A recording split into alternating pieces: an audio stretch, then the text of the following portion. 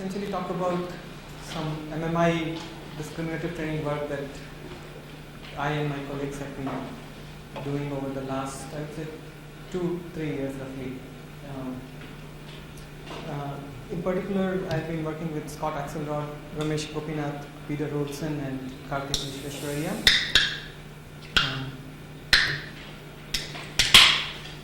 So to set the context of basically what I'll be talking about,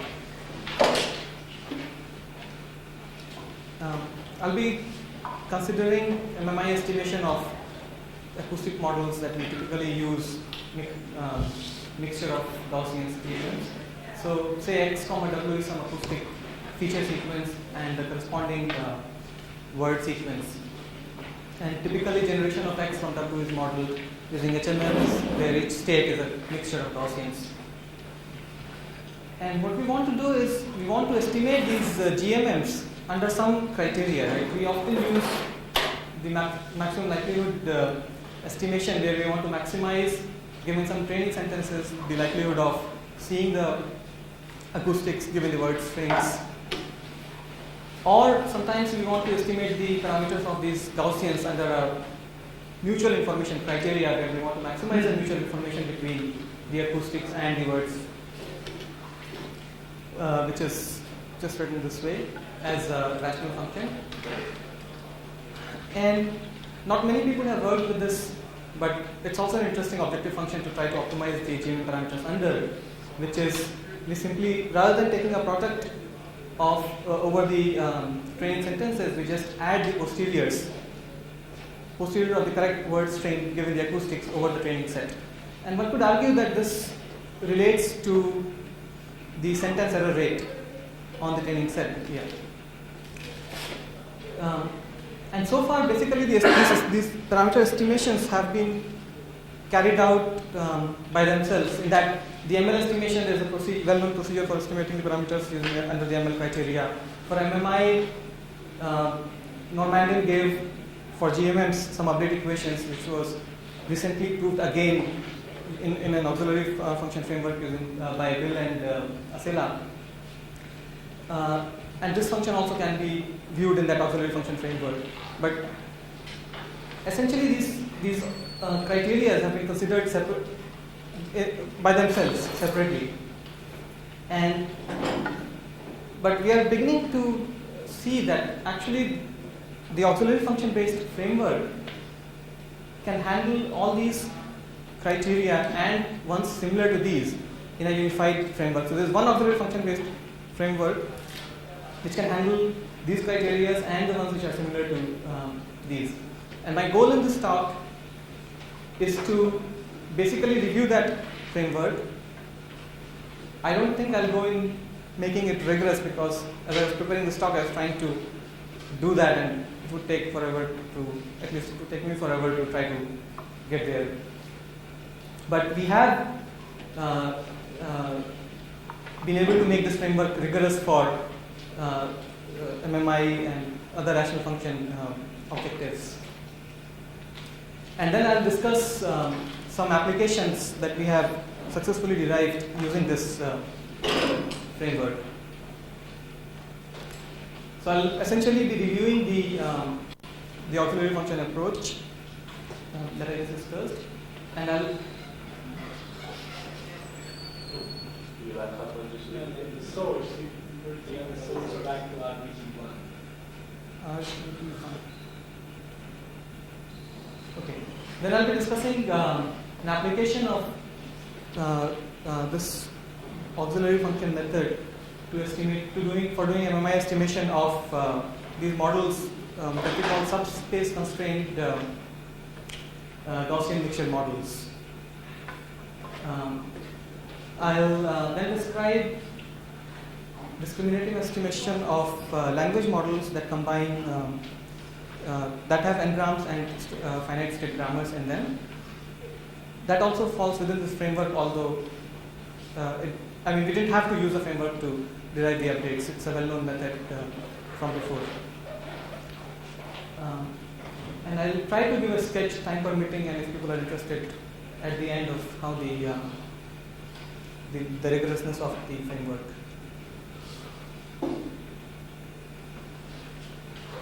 Okay, so let's consider.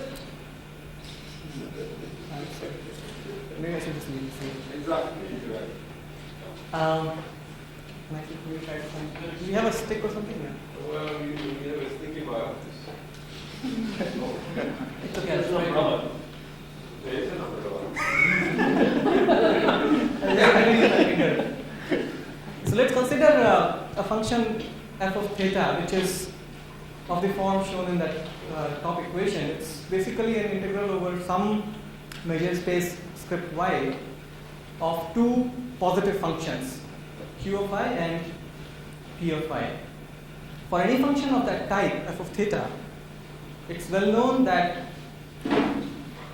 function q of theta theta naught is defined using the log of p of I is an auxiliary function for f of theta, and it's straightforward to see. Fred shows this. I'm using the log x less than x minus 1 inequality that this works out.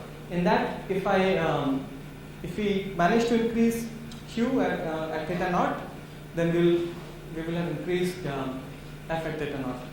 So essentially, increasing q amounts to increasing f. And it turns out that it's well known that the ML objective function it falls under this setup, and it turns out that other objective functions also fall in the setup. But anyway, so just to give an example, let's say that we are given some training data x star and w star, acoustic number sequences, and let's say our set y is set of all acoustic observations and all state sequences. The function q is basically a function that from this set script x, or from the space of all observations, it selects out the training samples x star, so it just puts a mass of all its mass on those x star samples, and p is just observation probability of x given the state sequences. So plugging those components into the f function of the previous slide, we see that the form of f function comes out directly to be the natural likelihood criteria. So under that choice of q and p on this space, the objective function is the well-known ML objective function, and the auxiliary function, we just do a simple substitution, is the well-known auxiliary function for the EM procedure.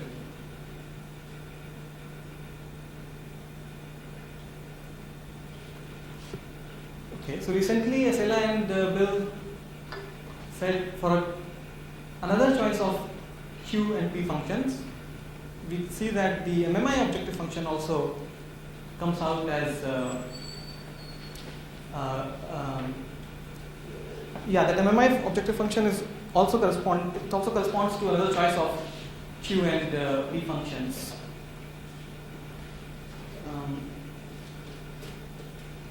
Right.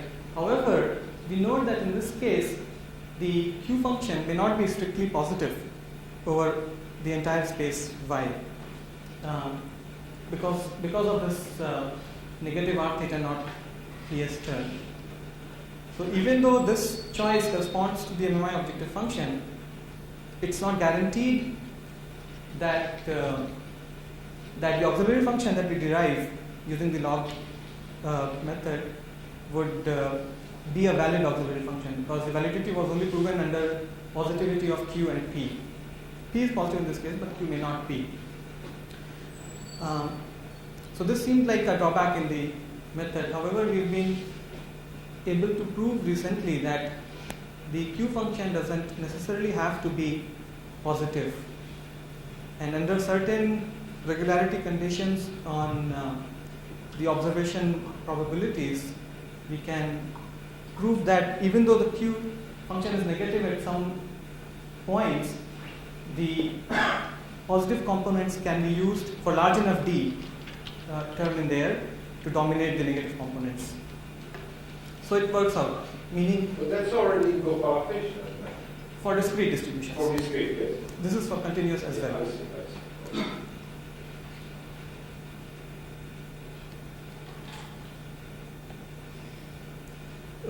So I thought rather than going into the actual proof, which uses some compactness arguments and some places some analyticity conditions on the functions, I would just mention the salient points of whatever I've said so far. So basically, I mean, you would say, so what? I mean, if these things are treated under the same framework, so what's the big deal? One big deal for us is that given that we can see these different objective functions in this unified framework, we could possibly use the same optimization methods for these different objective functions. So first of all, given a new objective function, we could now think of deriving, at least we have a starting point of, okay, we can use the auxiliary function to try to derive the update equations for that. Not only that, we could also try to use the same, if it leads to the same form as the EM or the MMI functions, we could try to use the same machinery to do the optimization. This turns out to be an important point for us because we were using exponential distributions which have a particular constraint on their parameters. They are tied in a certain way, and we would essentially have to come up with two different procedures had it not been for this way of deriving things. I'll discuss that in a little bit. And also in certain cases, basically it already has shown a new derivation for MMI updates. It's the same update, but it's a new derivation for the updates, similar to what other people had, Normandian in particular, had discussed earlier. And also, it turns out that if we use this method for discrete distributions, we get Gopalakrishnan's update. However, there's also it's a different derivation, essentially, of the same updates. And one last technical point is that this approach doesn't say anything about what form the observation distributions have to take. So they don't really have to be mixtures of exponentials. However, that maybe that's the only reasonable place to apply these. But in general, they can really be arbitrary distributions, and at least the auxiliary function will hold. But whether using the auxiliary function makes our life any simpler or not is a different story for non-exponential distributions. Okay. So I'm going to go into first application, which is Gaussian's subspace constraint Gaussian models. We found these models, and it's a class of models that we found to be quite useful in practice, as I'll show. So basically what these models are we write a Gaussian distribution, first of all in exponential form. So that's a straight textbook exponential form for a Gaussian distribution with these components in the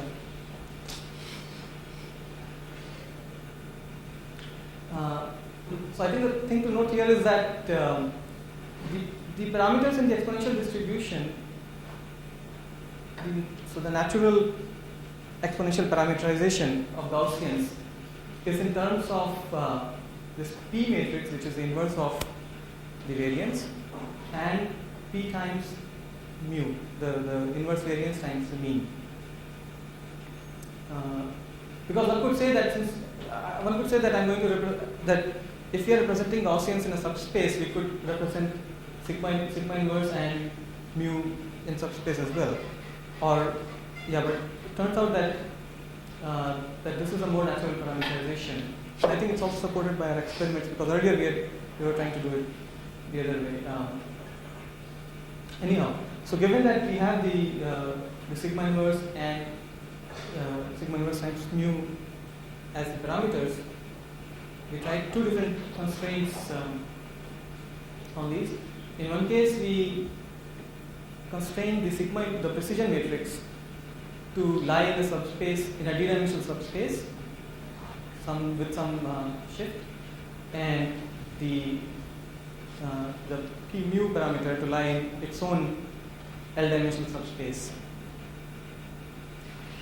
Here the subspaces, so the precision of each Gaussian is written in the subspace, and these lambdas are the coefficients essentially of the expansion.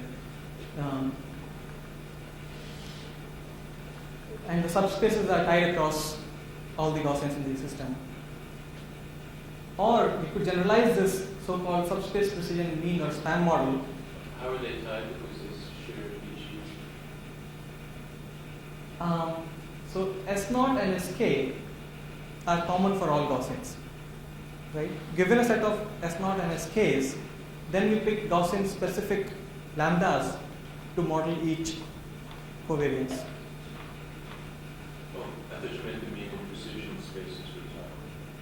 No, the S0 and Sk's are tied across Gaussians, and M0 the basis of the mean subspace and the basis of the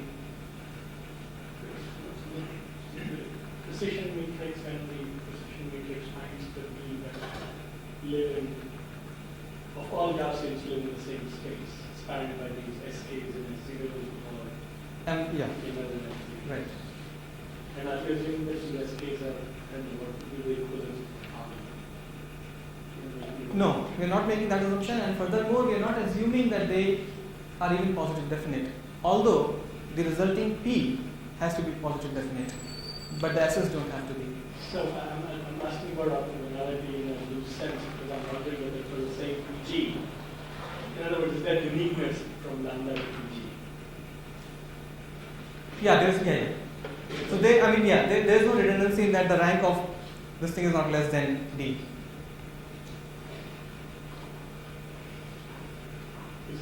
The dimension of the space spanned by Sk is capital D. Or this can be generalized. I mean, why have two different subspaces? We can just have one subspace and put all the Gaussian parameters into that subspace whose bases are given by these D naught. Okay. So even though we have whatever some kind of tying on Gaussian parameters, since our auxiliary function didn't put any constraints, we could simply use the procedure and just derive an auxiliary function for these parameters. And since we are using exponential models and there is a log in the thing in the auxiliary function, it actually simplifies in terms of some statistics gathered over the training data essentially. So these F deltas are the stats which are gathered over the training set for each Gaussian. And the pi tilde is also, pi tilde is the count essentially, and F is the X stats. Now all we have to do, and theta here, remember, contains the subspaces and the Gaussian specific coefficients. So we essentially now have to optimize this function over theta g's which contain the Gaussian specific coefficient and subspace bases. And in this case, we simply use a numerical optimization package to carry out this optimization. And I guess one small point is that the optimization for Gaussians can be carried out in parallel. However, the optimization for subspace bases has to look across. And using the auxiliary function approach, again we derive the function for MMI, the auxiliary function for MMI estimation. It takes identical form with this time using the ML stats, the stats from the denominator component, and the contribution of the third term coming from the DG factor.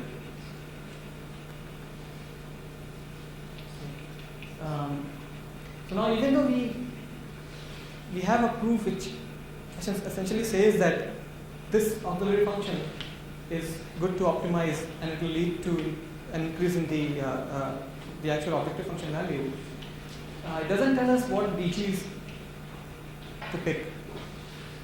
So even after having all that proof, we ultimately end up resorting to a hack which says and this is similar to what other people have been doing, in particular Woodland and Covey at Cambridge.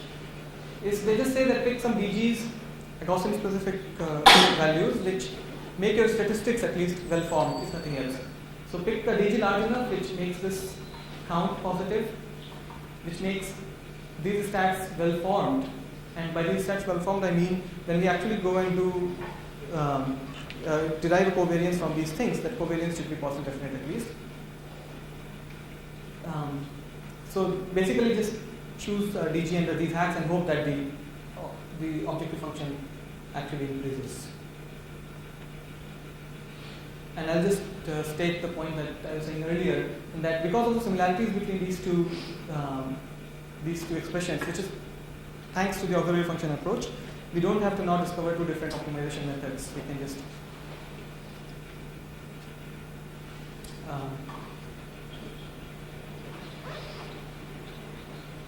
so this model was tested on a digit string task where the data is recorded in a car under 3 different noise conditions, where the car is moving at 0 miles per hour, 30 miles per hour, and 60 miles per hour. And the test set is pretty large, whatever.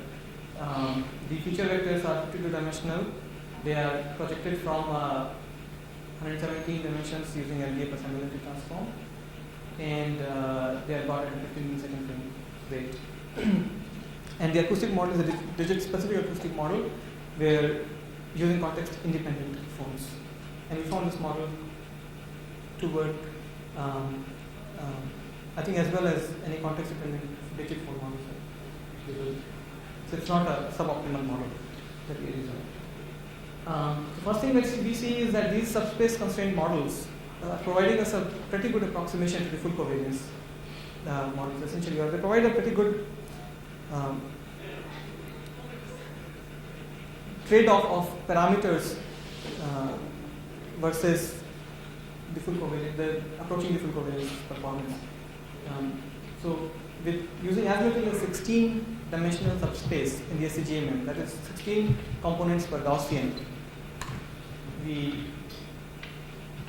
so you can see that this thing is dropping fast, and with 78 parameters, we are all 1430 corresponds to the full covariance model in 52-dimensional space. So with 78, we are almost at the full covariance performance already. And another, I think, interesting point is that given that we are going to use a certain number of parameters per Gaussian, the SCGMM models are performing much better than the SPAN model because they're naturally more. It's a better constraint. I mean, by constraint, two different subsets of parameters in two different subspaces, then you can just constrain the whole thing into one. So there's a marked difference. And when we do MMI estimation, we get fairly sizable gain in performance on top of these ML estimated models, which essentially goes, the gain reduces with the increasing subspace dimensionality. As we have better and better models, the discriminative gains are.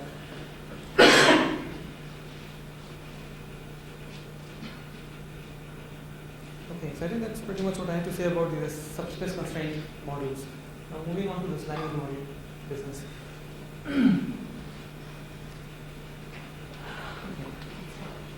This is a picture of a bigram language model which contains.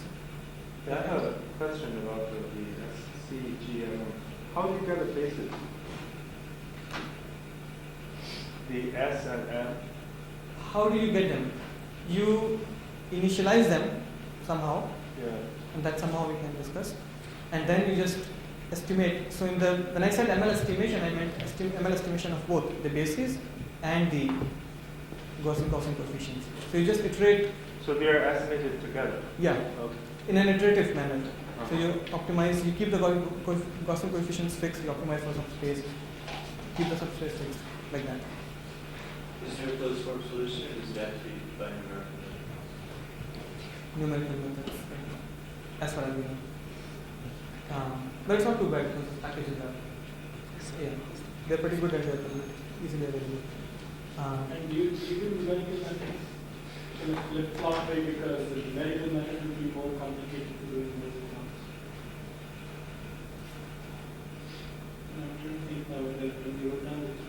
Yeah, the thing is, with when you're optimizing the Gaussian parameters, Right. you can parallelize. So, right, so you can run many more iterations there. To given a subspace, you can find a much better set of Gaussian models, and then you can do as many iterations as you want or as you can afford over. Because this thing you have to work with all the Gaussians, and sometimes we have. But in principle, there is no. In principle, I don't think there's any reason why you can do thing.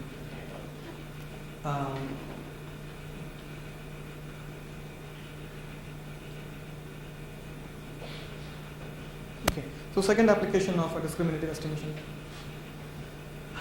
procedure. So it's a bigram language model that is written here as an HMM essentially. It's emitting some words at states. So this is state, it's probably possible to see. But this state is emitting the word today, this state is emitting the word is, and this state is emitting the phrases specified by this grammar date. So it's combining the n-grams. The n-grams are built at words and this state, the FSGs. Yeah. And this is an example of the date FSG, which is contained in this state. The reason for using these FSGs in n-grams is, and there are many reasons. One of the main reasons is that if you're using a bigram, these FSGs can provide a longer distance constraint, right? For instance, February only has 28 days or 29 sometimes. We can just capture the constraint in the FSG itself. We don't have to rely on the bigram cannot get that. Another reason is that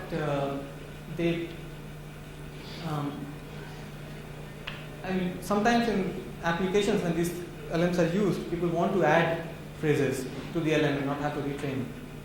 So these applications are actually these LMs are actually quite extensively used in real systems, so to say. And yet another advantage of having such an LM is that given a text string, we can tag it with the date, with the FSGs. So given a sentence like today is 5th day of May, we could find the path for the sentence in this LM and tag the portion which aligns with. Are you talking in text? In text. In text. Yeah. And tag the portion which actually was accounted for or was generated by the date grammar with the date token. And this tagging is often used because these things are then parsed and so on and so forth. So this tagging comes in handy in those processes. Yeah. So, and basically what I want to say is that I'll discuss a method of how to improve this tagging performance from these LMs essentially. So this is what I just said, that these language models can be thought of as finite state, as HMMs, where the state transitions of the HMMs are given by the n-gram model, and the output probabilities are so the grammar states essentially are outputting the phrases given by their grammars, and the states that are marked with only word are emitting the word symbol. So given this HMM, this kind of annotation is equivalent to finding given a text string W, we just have to find the state sequence which is the most likely given W. So for instance, for this today is 5th day of May, the state sequence would have gone through today, is, and the date essentially. And having obtained the state sequence, we'll just say, okay, 5th of May came from the date grammar. So how do we learn these LMs? Typically, we are given a bunch of tagged data. We are given some word sequences, and those word sequences are annotated with the grammar tags. So we are given the word sequences and their state labels essentially. And what we do is we just maximize the joint, just maximize the probability of Wi in the state sequence, which is maximizing the state sequence probability and the emission probability of Wi given the state sequence. Maximizing the state sequence probability amounts to learning the n-gram LM, basically at the word and grammar tag level, and maximizing the emission probability amounts to learning the weights inside the grammars given the alignment. However, one more thing we can do is we can try to maximize the posterior of the given state sequence given the word string. And this, we could say, is more matched to the actual annotation objective, because we are going to be annotating with maximizing this. So we could think that this would actually give a better annotation performance. And as I said, basically we can use the auxiliary function. So there's a Q function and a P function under which this also, we can find the update equations for this, and it turns out to be equivalent to the standard Baum-Welch procedure. These are some details of how we actually update the probabilities in the bigram probabilities. It's very similar to the acoustic model case, where we are actually gathering some stats from the numerator, some stats from the denominator, and then we have the d values which are multiplying the original. And even though in this case it's easier to find out what d would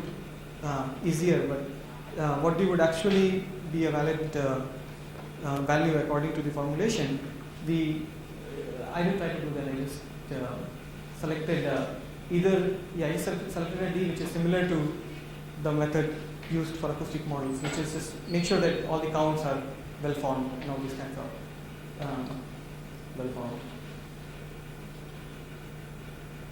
Okay, this annotation was tested on a natural language transactional system. The bigram is built with the vocabulary of 2146 words. It contains 17 finite state grammar tokens. The training set, it's a relatively small training set, but it's specific to the task. So I would say it's 40,000 sentences. And we used a 4.5K held-out set to optimize the D parameter and there was one more heuristic parameter in the updates. And then tested it on some 5.7K sentences.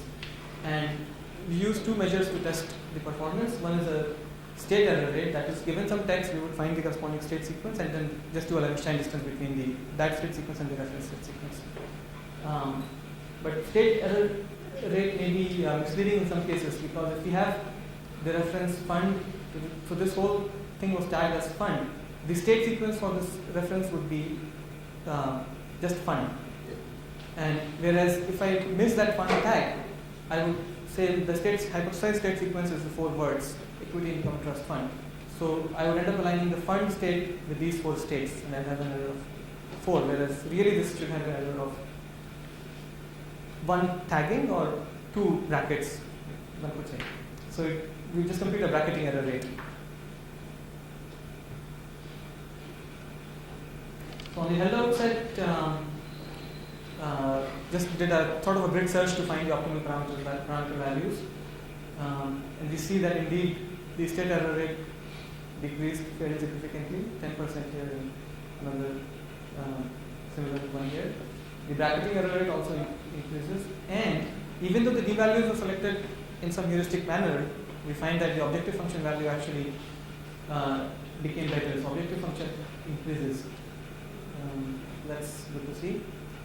But since now we are estimating the n-grams, but we are not maximizing the likelihoods, we see degradation in perplexity. So if we now go and use these LMs in ASR, it's not clear how they will behave. And when you say perplexity, you're counting inside the FSG.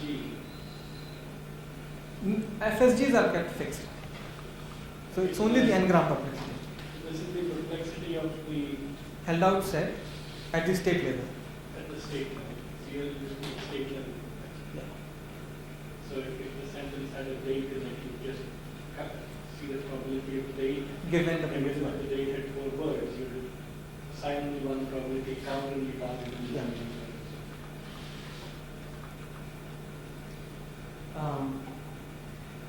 And yeah, and on the test set it improves roughly half of what we saw on the held out set. But there is a gain in it, so it's doing the thing that So I don't understand. If your training data is manually marked, then isn't optimizing P of Q given W the same thing as reducing the perplexity of the training data that we measure? maximizing P of Q given no why. P of Q is that way, right? P of Q given W brings in other Qs.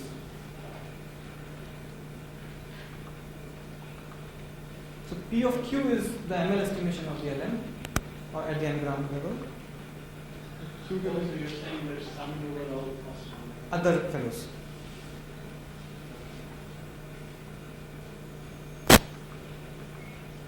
Yeah. Okay. 2 successful applications, 1 unified approach. That's it. And yeah. I suppose you could use it for 5 speech tags, right?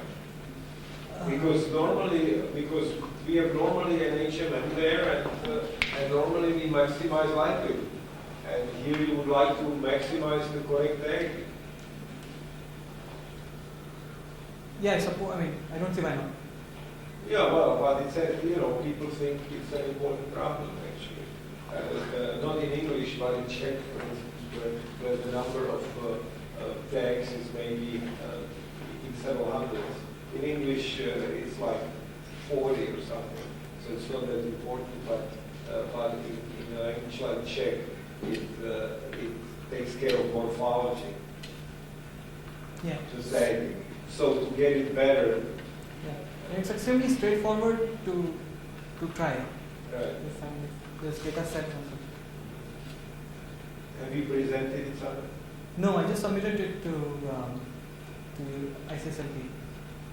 ICSL. Just now. Okay. Okay. Even for English, I think the best tag is about 96%. Yes. And the baseline, the dumb tag that we just put the most likely tag is probably 90. Inter-annotator agreement. Better, Bobby?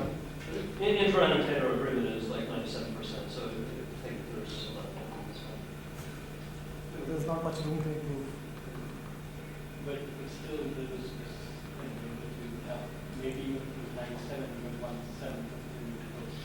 Well, but in fact, they do better than 96%, so 97% is out. But the the thing best is- taggers are better than inter-annotator. Well, I mean, you could perhaps beat the Marialdo phenomenon, right? I mean, where if we train maximum likelihood, it gets. If you start with the best statistics, and then you train it, the labeling gets worse. But that's totally unsupervised. Yes. Well, but it might be that if you did this unsupervised, it's totally unsupervised. Well, okay. I mean, the question of how to do discriminative training for unsupervised, discriminative unsupervised training is very interesting. No, that's not into that. That's very interesting. We should talk about Yeah, but maybe this might help, right? So having the bracketed data is, I guess, in all the experiments, in this case, In all the experiments, I had the bracketed data. If you put this and retag your training data, what will your accuracy I hope it's less than. I don't know. Maybe I have no idea. I didn't do that. Okay.